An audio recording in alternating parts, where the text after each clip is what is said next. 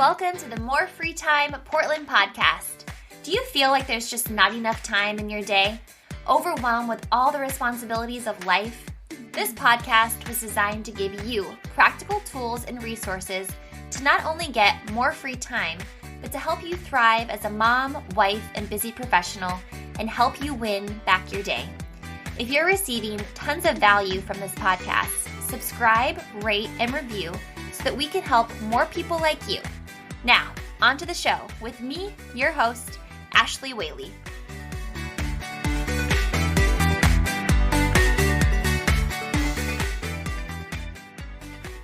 Hello, how are you guys? As always, I am so pumped to be here. And today we are going to talk about the exciting topic of the 5 ways to keep your home germ-free.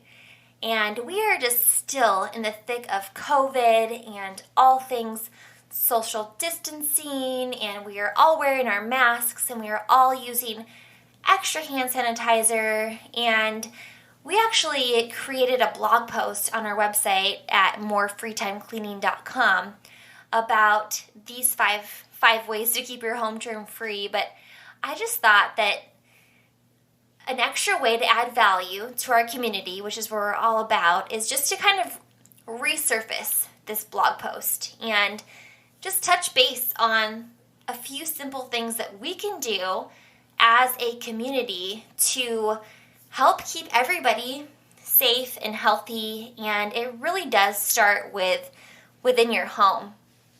So the very first thing on the list is, it may sound simple, and I'm sure you guys have heard this so many times, is clean your phone. That's the first step in the spread of germs, is clean your phone. And you think about how often we are on our phone, where our phone is, wherever we take it, right? I mean, my phone is with me all the time, and my kids use my phone, and I set my phone down all the time. And so if we could be very mindful of at least cleaning our phone once a day, that could totally help the spread of germs. And whenever you're cleaning your phone, you want to make sure that you're using at least a 70% alcohol wipe or Clorox disinfecting wipe. And so just make sure it's at least a 70% alcohol wipe. Otherwise, it's really not going to be doing much good. And based on our research, you could actually clean your phone 10 times a day, which, oh my gosh, 10 times a day seems very excessive. But that is based on our research. Like, it wouldn't be too crazy if you were actually cleaning your phone 10 times a day. So keep that in mind. So if you could clean it at least once a day, you would be on the right track. And I definitely need to step it up in this area. I will be the first to admit I definitely need to step it up in my phone cleaning. So step number 1, clean your phone. Step number 2, wash your hands, right? Oh my goodness. That is all we hear, wash your hands. I tell my kids that at least 20 times per day, wash your hands. And it's not as simple as like actually just putting your hands in the water, drying them off. You want to make sure that you're keeping your hands under the water for at least 20 seconds, and you want it to be warm water. And then using soap, of course, right?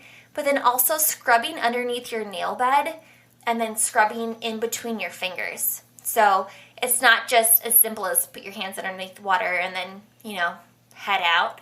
You want to make sure that you're scrubbing the nails, getting in between the fingers, and then drying them off nice and thoroughly.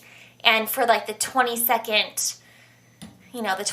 mindfulness, you could easily hum a song. You could use Happy Birthday, that's about 20 seconds, or you could make up your own rendition of Ice Ice Baby. I mean, you could be like, Ice Ice Baby, bum bum bum bada bum bum. You could do that maybe like 3 times. My husband and I actually won a karaoke contest one time with that song, and it was totally epic. And yeah, maybe we'll put that on video on YouTube sometime for you. You never know, because it was really fun. And a core value of ours is having fun, so we'll see where that goes. The third tip to keep the germs out of your house is wash your bedding. And I actually did a podcast on this whole topic of washing your bedding a couple podcasts back.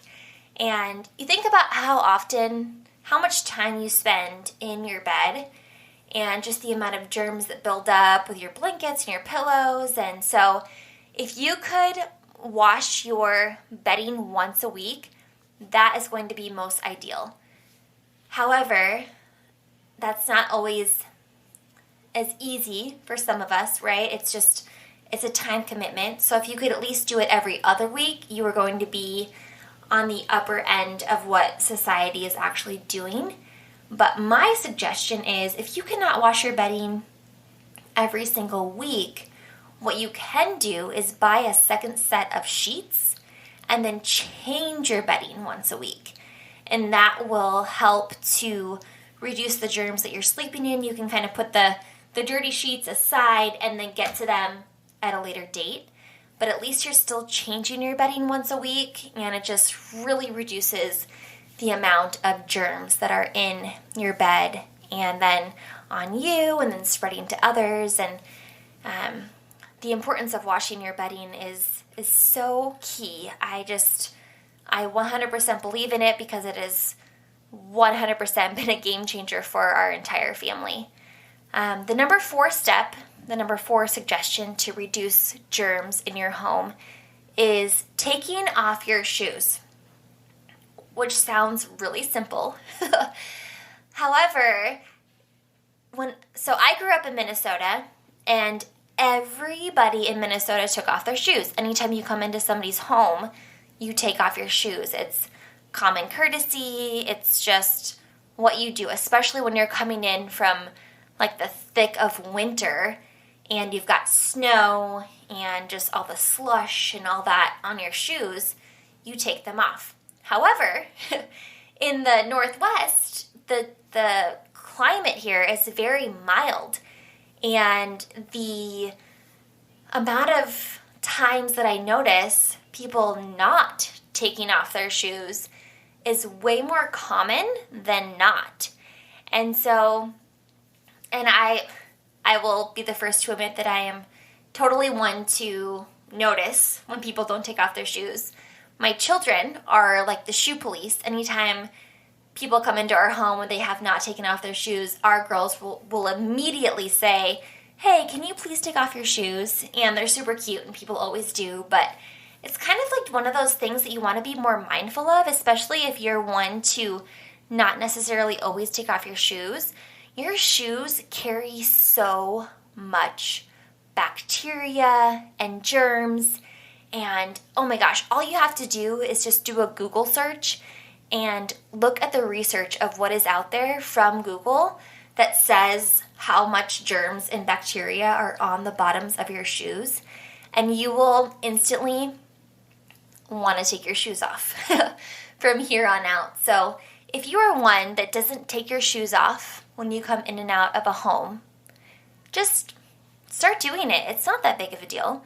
And if you're one of those people who are like always wearing their shoes in the house because it's a comfort thing, and maybe it's for back reasons, and you've got maybe, back pain and things of that nature, well, maybe just get a pair of house shoes that you only wear in the house. And those are the shoes that you wear in the house. And you've got your outdoor shoes, your indoor shoes, but especially you think about houses that have young kids in them and they're constantly crawling around on the floor, or they're dropping food on the floor and then putting the food in their mouth, and it's such a common place for germs to build and then for those germs to enter into your body. And it's a simple thing to do. It's just take off your shoes. It's not that big of a deal. And then move along, right? So enough about taking off your shoes. I think you guys get the point by now. But the number five, tip number 5, is to disinfect all high-touch areas. So what I mean by high touch is places that you are touching all the time. You think about in your home, you constantly touch the doorknobs of your doors. You constantly touch the cupboards, where you're opening up the cupboards. You constantly touch your refrigerator, your freezer handles, your microwave handles. Just areas or light switches. All of those areas, your faucets, your toilet bowl flusher, all of those things, you want to make sure that you are disinfecting those on a regular basis. And so with our cleaning company, we offer that as just a regular part of the service because we want to make sure that, A, we're keeping everybody safe and healthy and killing all those high-touch areas, but then also we want to make sure that we're staying safe. And so utilizing that mindset of, okay, what are my high-touch areas in my home, and then cleaning them on a regular basis, which regular basis, you could do them, once a week, every other week. With our cleaning company, we offer service either weekly or bi-weekly.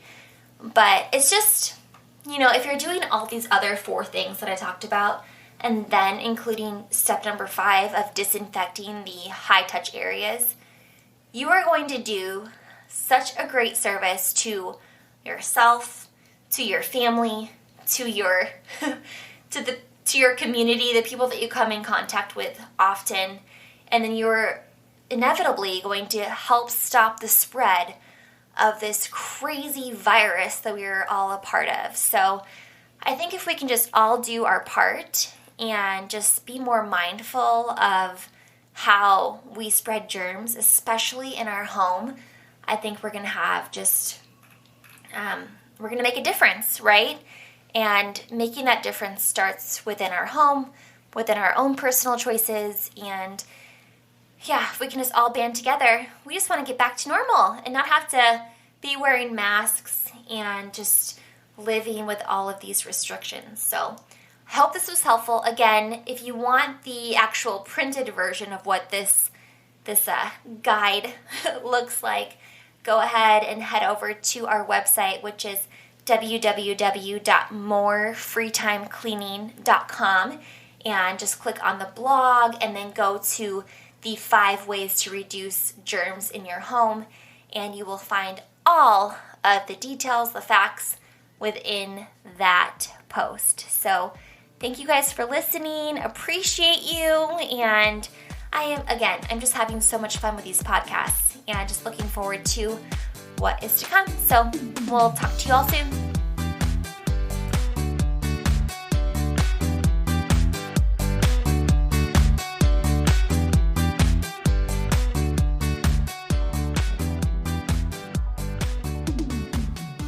Hey guys, thanks so much for listening. If you found value in this podcast, we'd love it if you would subscribe, rate, and review. And please share it with a friend. We love making friends, so let's please connect on social. You can find me on Instagram at Ashley T. Whaley or our cleaning company at More Free Time Cleaning. Until next time, bye guys.